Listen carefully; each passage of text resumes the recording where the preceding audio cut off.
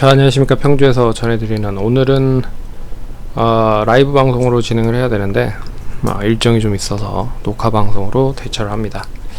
다음 주까지도 대처를 할 것 같고요. 빠른 시일 안에 다시 라이브 방송을 진행하도록 하겠습니다.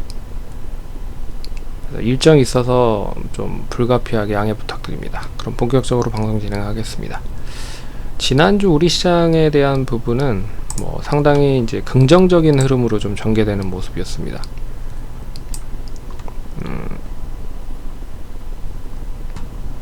미증시가 일단 반등을 좀 하면서 역사적인 신고가를 좀 갱신을 한 흐름이죠. S&P와 나스닥 기준으로 다우는 아직까지는 좀 추가적인 상승이 좀 남아있긴 했지만, 그래도 이 증시들이 좀 좋은 흐름을 보이다 보니까 전반적으로 우리 증시에 있는 이제 관련된 대표적인 종목들도 상승을 하기 시작을 했고, 그러면서 이제 지수를 좀 끌어올리는 모습을 보였습니다. 그래서 좀 긍정적인 흐름이었어요. 그래서 월화 현충일 하루 쉬고 이틀 동안 좀 시간을 벌어 놓은 상황에서 미증시가 상승을 하다 보니까 좀 긍정적인 흐름을 보였다. 그래서 우리 시장은 다시 이제 역사적인 신고가를 가기에는 아직까지도 역부족인 흐름인데, 단기적인 이제 고점을 추가적으로 갱신을 할 건지 아니면 다시 박스권으로 움직일 건지를 보는 한 주가 될 것 같다. 근데 지금 분위기상으로는 나쁘지는 않을 것 같다 라고 말씀드리겠습니다. 그래서 삼성전자와 SK하이닉스가 다시 좀 주도권을 좀 잡아놓은 흐름이고요. 그리고 그동안에 많이 쉬었던 2차전지가 좀 올라가면서 코스닥 쪽에 대한 분위기를 좀 좋은 흐름으로 만들고 있는 흐름이고, 그리고 좀 뜬금없는 종목들이 움직이기 시작을 하는 것도 좀 나름 시장을 좀 어수선하게 만들고 있는 부분이긴 하지만, 그래도 분위기 자체로는 좀 좋게 만드는 흐름을 보이고 있어서 이 원전 관련된 부분에 이슈가 계속적으로 있었죠. 근데 이제 이 전문가에 대한 그런 발표로 인해서 이제 일단락이 된 부분인 것 같습니다. 그래서 추가적인 상승이 좀 제한적일 가능성이 높을 것 같은데, 어찌됐든 대동스틸, 화성밸브, 동양철관, 흥구석유, 한국석유 이런 종목들은 일단 단기적인 모멘텀이 끝난 것 같다 라고 보고 있습니다. 근데 한국가스공사나 대장주 정도는 하루 이틀 정도는 더 이번 주에서 또 움직일 가능성도 있을 것 같습니다. 완전히 끝난 것 같지는 않고요. 이제 또 어떤 발표를 할지 모르겠으나, 일단 내년 상반기에 이제 시추에 대한 결과가 나온다고 하죠. 그러니까 기간적으로는 상당히 좀 많이 남아있는 흐름이고, 그리고 이게 불확실성에 베팅을 하다 보니까, 그리고 이제 조사 관련된 부분을 이제 미국 회사에서 조사해서 얘기가 나왔다고 했잖아요. 근데 그 회사 자체도 그렇게 큰 회사는 아닌 부분이고, 그러니까 컨설팅과 데이터를 기반으로 한 그런 것만 좀 전문적으로 하는 업체이기 때문에 좀 실망 매물이 좀 나온 모습이 아닌가라는 생각이 듭니다. 어찌됐든 이거는 이제 이벤트적인 부분으로 보시면 좋을 것 같습니다. 거기에 이제 바이오라든지 이런 종목들도 반등을 하기 시작을 했다라고 하는 것도 눈여겨보시면 좋을 것 같습니다. 이번 주에 이벤트적인 부분을 보시면 이제 밸류어 프로그램 최종 가이드 공개 관련된 부분이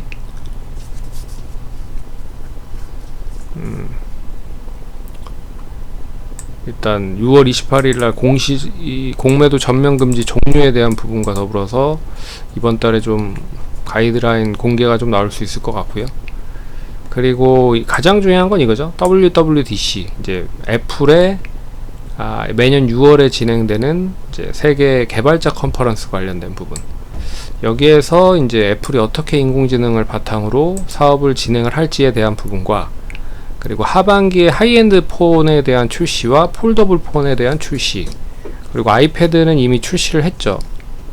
그래서 인공지능을 어떻게 디바이스에 탑재를 할지에 대한 부분도 이 초미의 관심사다 라고 볼 수 있습니다.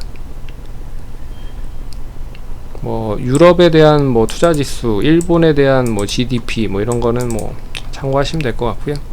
그리고 크게 기업들에 대한 실적도 뭐 좀 큰 기업들이 실적, 우리가 알만한 기업들이 실적을 발표하지 않는 것 같습니다. 그리고 이제 11일 날은 FMC가 있고요. 그래서 지난 회의에서 정책금리 5.25에서 5.5 6년 연속 동결을 했다. 그래서 이제 앞으로의 하반기에 금리를 인하할지에 대한 여부가 중요한 관전 포인트가 될 것 같고요. 그리고 점도표 등에 이제 주목을 할 거다.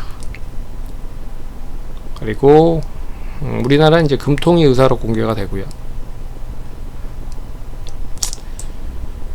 그리고 미국의 CPI도 이제 발표를 합니다. CPI가 이제 플러스 0.3% 5월 CPI, 그리고 3.4% YY 기준으로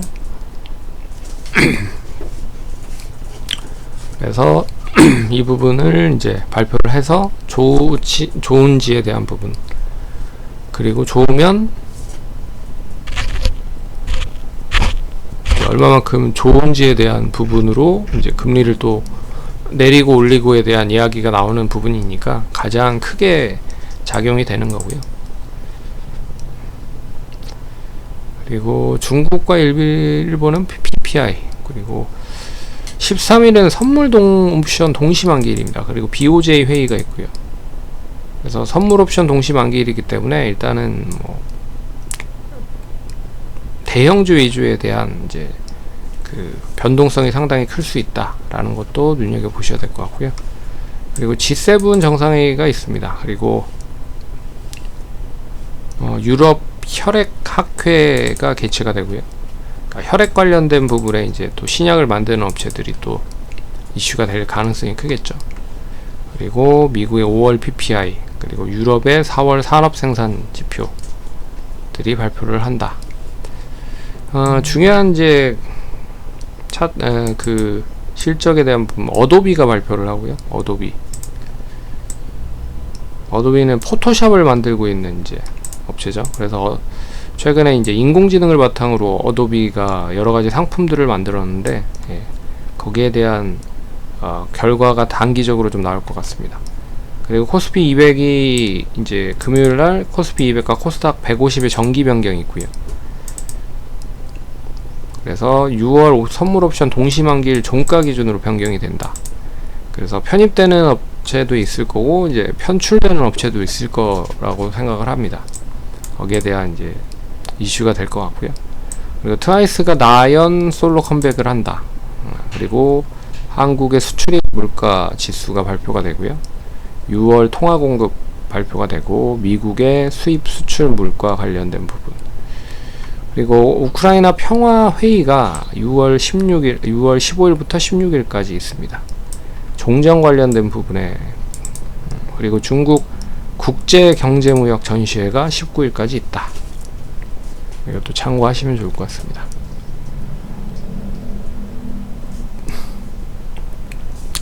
뭐 이렇게 일정들이 있는데 F에 대한 일정이 가장 크게 좀 작용이 될 것 같아요. 이미 많이 올라간 종목들도 있지만 또 재료 소멸을 통해서 또 어떻게 보면 기대감이 더 반영이 되면 주가는 더 올라갈 수 있다라고 보고 있거든요. 그래서 관련주들에 대한 움직임도 잘 눈여겨 보셔야 될 필요가 있을 것 같고, 지난주에 언급을 해드렸던 이제 브랜드엑스 코퍼레이션 손절이 됐습니다. 아쉽게도 손절이 됐고요. 웹제는 계속 좀 보유하고 있는 상황이다 라고 생각을 하시면 될 것 같고, 이번 주는 이제 TA항공을 좀 보자라고 말씀을 드리겠는데, 항공주들이 최근에 좀 좋은 흐름을 보이고 있는 모습입니다. 그 이유는 일단 뭐 환율이 그나마 좀 안정적인 흐름인 것 같고요. 그리고 유가가 계속적으로 그렇게 높아지고 있지 않는 흐름이다. 뭐 유가와 환율에 되게 민감한 부분이잖아요. 그래서 그게 이제 제한적으로 갇혀 있다라고 하는 부분으로 보면 뭐, 그리고 시즌 자체가 이제 여름 시즌에 더 이제 휴가 시즌이 맞물리기 때문에 이 항공주들, 특히나 이제 저가형 항공주들에 대한 움직임이 나름 좋은 흐름이 될 수 있을 것이다 라고 보고 있습니다. 그래서 제주항공, 티웨이항공, 그리고 진에어 뭐 이런 종목들이 아직 움직이진 않고 있는데, 그래서 그리고 실적도 나름 좀 괜찮을 것 같아요. 네, 실적 상당히 좀 빠르게 좋아지고 있는 부분인 것 같습니다. 그리고 6월 6일 현충일이 이제 이번 주에 지나갔잖아요. 근데 이번 주에 휴가를 엄청나게 많이 갔다 오신 분들이 많더라고요. 연차를 내면 뭐 한 5일간 쉬는 부분들이었기 때문에 그런 부분도 이제 주가에 반영이 될 것 같다.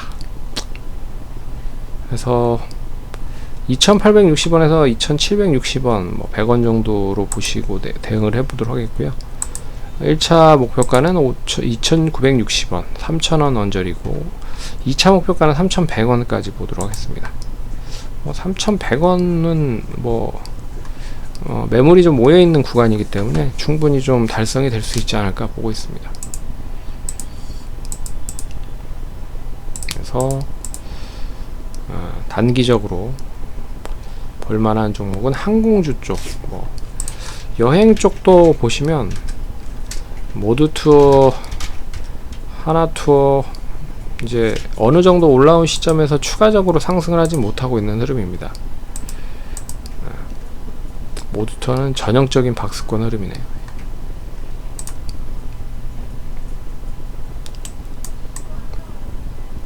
근데 뭐 추가적인 하락보다는 하방 경직 계속 만들고 있기 때문에 이제 바닥권에서 다시 턴언하는 그런 흐름이라고 보고 있어요. 그리고 그 파라다이스나 이쪽도 GKL, 그리고 롯데관광개발, 이제 카지노 쪽도 좀 회복을 좀 하려고 하는 부분들이 조금씩 나오고 있습니다. 그래서 항공 쪽과 더불어서 이제 뭐 카지노, 호텔 신라는 뭐 실적이 1분기 때 상각보다 좀 못 따라오는 모습이라 아쉬운 부분입니다. GS 리테일이 이제 그 호텔 사업 부분만 떨궈져 낸다라고 얘기가 나오고 있어서 파르나스 호텔 쪽 관련된 부분이랑 인적 분할로 좀 진행을 한다라고 했죠. 거기에 이제 실적이 원체 좀 깎아먹는 흐름들이 보이고 있어서 떨어내면 결과적으로 이제 GS 리테일 입장에서는 좀 좋은 거죠. 어차피 GS 리테일은 홈쇼핑과 이제 동반 가지고 있는 부분들이라 그런 부분입니다.